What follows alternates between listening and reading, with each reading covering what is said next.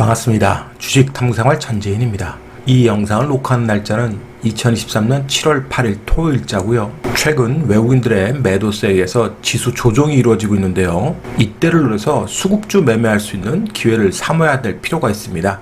오늘은 이 내용에 대해서 생각해보는 시간을 갖도록 하겠습니다. 먼저 시황을 좀 살펴보면 금주에는 ADP가 발표한 민간 고용 지표로 시장이 화들짝 놀란 그런 모습을 보였는데요. 무려 6월 고용 건수가 49만 7천 건이나 증가하면서 서프라이즈한 수치가 나왔습니다. 그래서 이것이 추가 긴축의 빌미가 되지 않느냐 이런 우려가 커졌었는데요. 다행히도 우리 시간으로 금요일 밤이었죠. 미 노동부의 고용지표가 발표됐는데 비농업 부분의 고용 건수가 20만 9천 건이 나왔습니다. ADP하고는 확연히 차이가 나죠. 5월 달에 30만 건이었는데 6월 달에는 20만 건으로 확연하게 줄어든 모습이고요. 실업률 같은 경우는 3.6%로 시장이 예상치에 부합하는 모습을 보였습니다.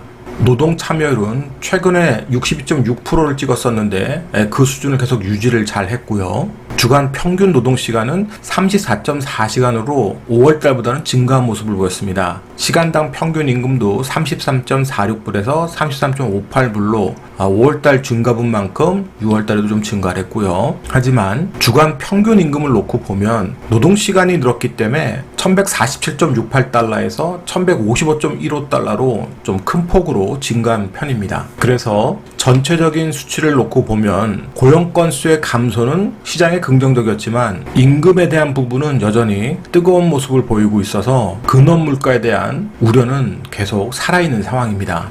그래서 10년 만기 미 국채금리의 상황을 보면 ADP 고용보고서 나오고 급등했죠. 그리고 나서 추가적으로 급등하지 않았지만 4%를 돌파해서 금리가 튀어오르고 있습니다. 금리가 이렇게 가파르게 튀면 시장이 흔들릴 수 있다 그랬는데 최근 좋은 분위기였던 나스닥 시장이 좀 흔들리는 그런 모습을 보였어요. 그리고 페드워치의 7월 금리 인상에 대한 전망이 93%까지 올라와 있습니다. 다음 주에 CPI가 발표되는데 만약에 CPI마저도 시장이 우려하는 수준으로 나왔다. 그러면 천지인의 예상과는 다르게 7월에도 금리가 인상될 수 있는 그런 부분이 생기겠지만 천지인이 예상한 대로 CPI가 기저효과를 계속 보이면서 헤드라인 수치가 크게 또 떨어지고 근원 물가마저도 선박하는 모습이 나온다 그러면 이거는 점진적으로 줄어들 수 있어요. 얼마든지. 그래서 다음 주 CPI까지 한번 지켜보도록 하죠.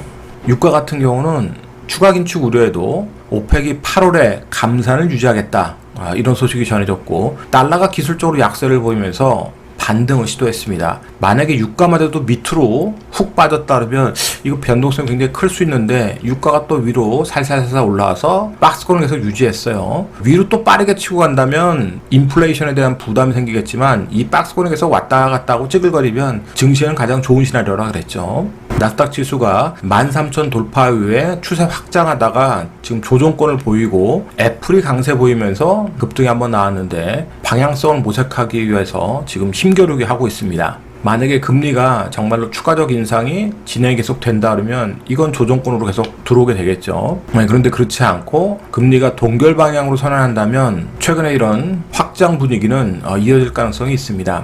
우리 시장 같은 경우는 환율이 튀어오르니까 정부 개입에 대한 기대감도 있고 달러가 기술적 약세 보이면서 다행히 1,300원대를 하향 이탈했습니다. 최근에 6월달부터 가파르게 환율이 올 때 외국인들 수급이 좋지 않았다 그랬잖아요. 자, 외국인들 최근 수급을 보시면 6월 19일자부터 거래소, 코스닥, 선물시장 모두 다 매수보다는 매도세가 강한 그런 모습을 보였습니다.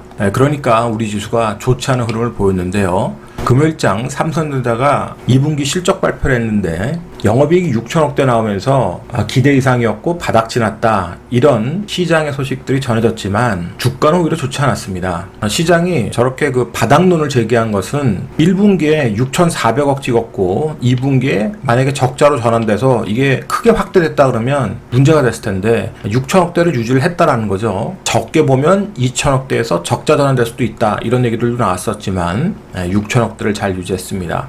그래서 3분기, 4분기는 바닥을 찍고 조금씩 반전할 거다 이런 기대감이 있는 거고 또 갤럭시 폴더블 폰에 대한 언팩 행사도 앞두고 있어서 그런 부분이 이제 기대감으로 보도가 됐지만 당일에 주가는 좋지 않았습니다. 그래서 코스피 지수 같은 경우는 다시 한번 이 바닥을 확인할 수 있는 부분이 되는데, 앞전처럼 또 바닥을 찍으면 기술적으로 반등했다 빠져도 빠지고 추가적인 악재가 없다면 횡보할 가능성이 충분히 있습니다. 지금 저렇게 삼성전자가 하이닉스랑 같이 좋지 않은 흐름을 보였던 건 아무래도 이제 반도체 소재에 대한 규제, 이런 소식 때문에 그렇죠. 중국이 8월부터 반도체 핵심 소재를 규제하겠다. 이러다 보니까 옐런 미 재무장관이 부랴부랴 또 중국을 방문했어요. 그래서 여러 가지 그 대화를 하겠지만 시장에서는 특별히 기대를 하지 않아도 우리 같은 경우는 반도체가 걸려 있기 때문에 어떤 결과가 나올지 뉴스를 계속 추적해 봐야 될 겁니다.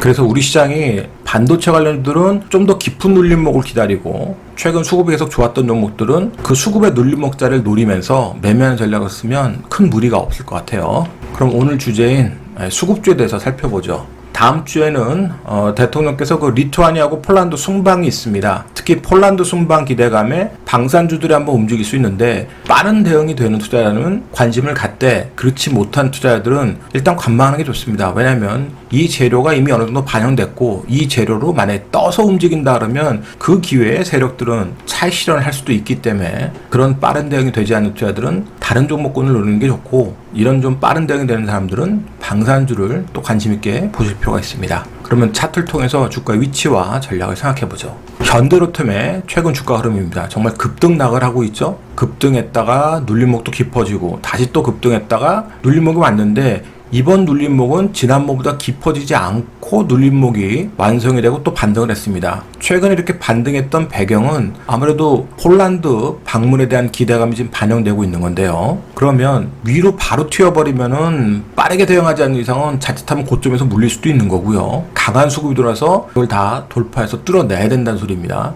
그렇지 않으면 오히려 하루 이틀 쉬는 날이 더 보인다, 이 조정권에서 움직인다 그러면 그럴 때 매수했다가 뉴스가 나오고 재료 나오면서 반등할 때 매도하는 그런 전략을 쓰면 되겠죠.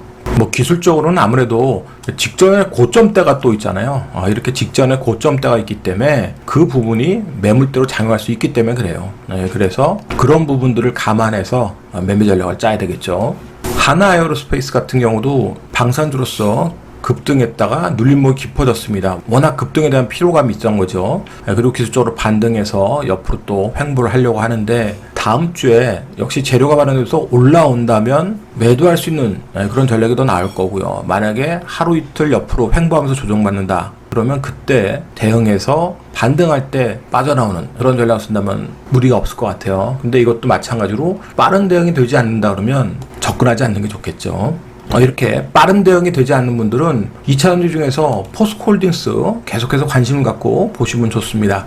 지난번에도 한번 설명을 드렸듯이, 자, 급등 이후에 옆으로 횡보하고 있는데요. 주봉으로 보면 깔끔하다 그랬잖아요. 자, 주봉을 한번 보겠습니다. 지난번에 설명드렸던 이 저점에 오면 매매할 수 있는 구간이 된다. 짧은 매매가 되는 사람들은 이쪽이 좋다 했는데, 천진도 대기를 하고 있었습니다.